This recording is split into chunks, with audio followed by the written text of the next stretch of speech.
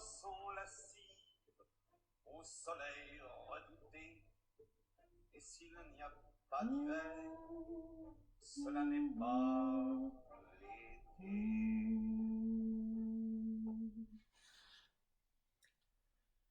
Les poissons dorment. Ils ne sont pas morts ou engourdis par une mer trop chaude, non, ils dorment vraiment.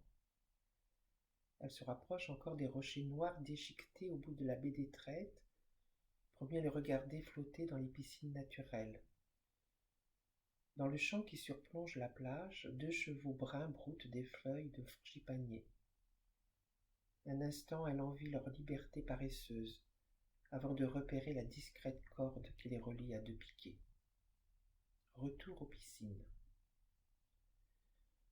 Une cinquantaine de poissons, pris au piège entre les rochers noirs, font la planche, immobiles, les yeux ouverts, se laissant bercer par les rouleaux de l'océan Pacifique. Des mérous, des perroquets, des chirurgiens, tassés et multicolores. Une piscine un mercredi de canicule et un seul maître nageur pour tous les surveiller. Le maître nageur a de l'eau jusqu'aux cuisses, des tatouages marquisiens jusqu'aux oreilles, des cheveux frisés gris et une carrure de pilier de rugby. Il ramasse les poissons endormis à main nue et les jette dans le panier en feuilles de bananier tressées qu'il porte à l'épaule. Elle le reconnaît, c'est Pitot, le jardinier qui vient parfois tailler les plantes et les arbres au soleil redouté. Un colosse au geste lent qui doit approcher des 70 ans. Il la reconnaît aussi, il pose un doigt sur les lèvres. Chut.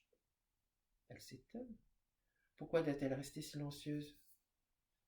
Parce que si elle prononce le moindre mot, elle va réveiller les poissons en sursaut? Même pas. Pitot part dans un long rire aux éclats. T'as rien vu, hein, ma belle? Si on te demande, tu jureras que tu m'as vu pêcher ces poissons avec mon harpon. Elle roule des yeux étonnés qui paraissent beaucoup amuser le marquisien. Je vous promets. Le pêcheur laisse un peu traîner son regard sur la femme devant lui, sur le paréro à fleurs d'hibiscus qu'elle a noué autour de sa taille, sur le haut de son maillot, puis lui adresse un clin d'œil. C'est la vieille magie marquisienne. Il choisit encore avec soin un perroquet de belle taille, aux écailles bleues et vertes, et rejoint les rochers. Elle devine qu'elle a enfin le droit de le questionner. Les poissons dorment les yeux ouverts? Le grand rire du marquisien se fracasse à nouveau contre les pierres. Bien sûr, ils n'ont pas de paupières. Et, et ils dorment en plein jour?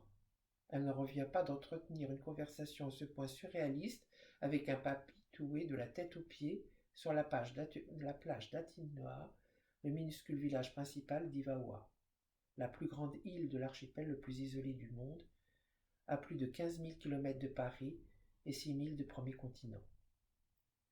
Oui, répond Pitot en comptant ses prises, si on les aide un peu. Elle n'est pas si gourde, elle a compris qu'il est en train de braconner, et qu'elle en a trop vu. Pitot va-t-il l'étrangler ou faire d'elle sa complice? Le pilier de rugby, tout ventre en avant, sans doute désormais plus assidu au 3e mi-temps qu'aux entraînements, exécute un bref mouvement de haka avant d'avancer vers elle en boitant légèrement. Il n'y a plus que les très vieux marquisiens pour savoir pêcher ainsi. Il désigne du regard les arbres qui couvrent les montagnes alentour, puis continue. À la poudre de noix d'autu. Si on sait la reconnaître, on la trouve un peu partout dans les forêts au bord de la mer. Tant que la noix n'est pas ouverte, elle n'est pas dangereuse. Nouer son amande est un poison mortel. Fends-en une, et laisse les poules la picorer, tu verras.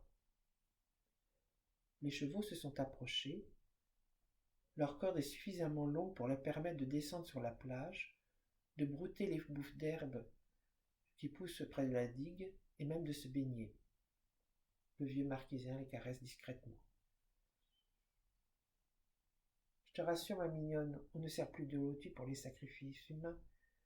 On s'est aperçu qu'après les avoir empoisonnés, les étrangers étaient moins faciles à digérer. Un grand rire secoua à nouveau son impressionnante cage thoracique.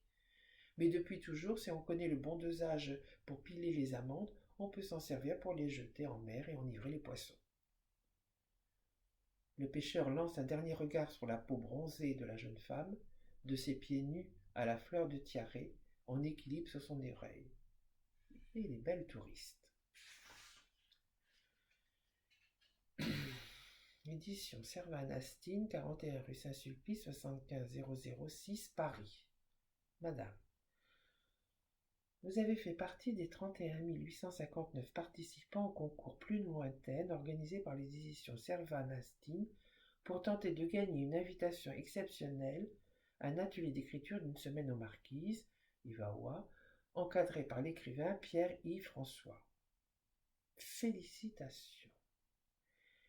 J'ai l'immense plaisir de vous confirmer que vous êtes l'une des 5 lauréates dont les noms figurent ci-dessous. Clémence Novelle, Martine Van Gaal, Farène Morsen, Marie-Ambre Lantama et Louise Mongo. Nous vous demandons de confirmer sous 7 jours votre participation et de nous indiquer si vous serez ou non accompagné. Vous serez hébergé dans la pension Au Soleil Redouté, www.ausoleilredouté.com. Nous prendrons très prochainement contact avec vous pour vous préciser toutes les modalités pratiques, mais nous tenions à vous informer dans le plus bref délai de cette formidable nouvelle. En vous renouvelant toutes nos félicitations, veuillez recevoir Madame l'expression d'amitié Servan-Astine. Journal de Maïma avant de mourir. J'arrivais soufflé au Soleil Redouté. Tout en laissant mon cœur se calmer, je repense à la première fois où j'ai perçu la pension il y a 3 jours après avoir atterri à l'aéroport Charles Brel, accompagné de maman et des 4 autres gagnantes du concours. La luminosité baisse d'un coup. Je lève les yeux. Le soleil vient de se faire piéger par le voile des nuages accrochés au mont Témitiou. On dirait un poisson-lune pris dans les mailles d'un filet. En un instant, le vert des cocotiers, des manguiers, des banananiers vire au glauque. Gris de mer avant la tempête. Je profite de la soudaine pénombre pour m'avancer le plus silencieusement possible dans l'allée. Je continue de reprendre ma respiration sur les feuilles de bougainvillier.